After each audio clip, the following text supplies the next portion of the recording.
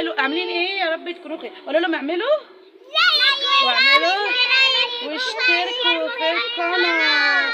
بصوا بقى التحدي النهارده هيكون ايه، بس عشان نوريهم التحدي بتاع النهارده نفهمه لهم. احنا هنعمل ايه، هيكون معانا ده تمام. هنبتدي نربط القلم هنا كده ماشي، واللي هيدخله في الازازه ده هيكون اشطر واحد وهياخد كمان هيكسب التحدي. يلا بينا.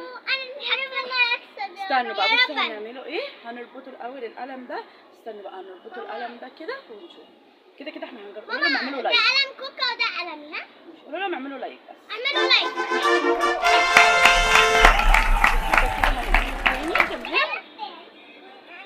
بصوا يا جدعان انا والله القلم ده فاكرين اللي انا فاكرين التحدي التاني؟ كده لا يا ماما هو بصوا يا جدعان انا بصوا القلم اهو لازم يكون كده قدام. لازم يكون قدام. انا ولا عايزه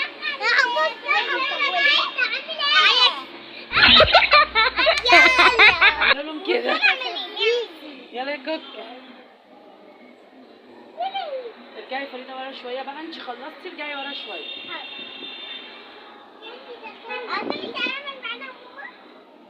انا وزين هنعمل التحدي الجاي. قولوا لهم ما تنسوش اللايك والاشتراك في القناه. اللايك والاشتراك في القناه. وانا متحمسه للتجربه دي. وانا اللي كمان. يلا يا جماعه نعمل استنى. يلا والله نادي نكسبك يا احلى كوك. يلا بقى يا كوك. يلا اللهم هنبدا.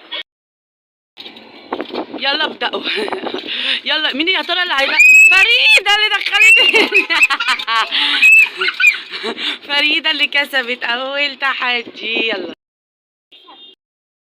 بما اني انا اهو، بس عشان زين قصير فطبعا انا مش هبان.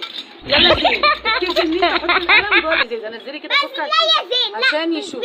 مش بايدك مش بايدك يا رب ماما تكسب. يعني بص يا زين يلا اعمل كده يا وتحاول ماما تدخلها. تكسب. يلا يا زين مش بايدك.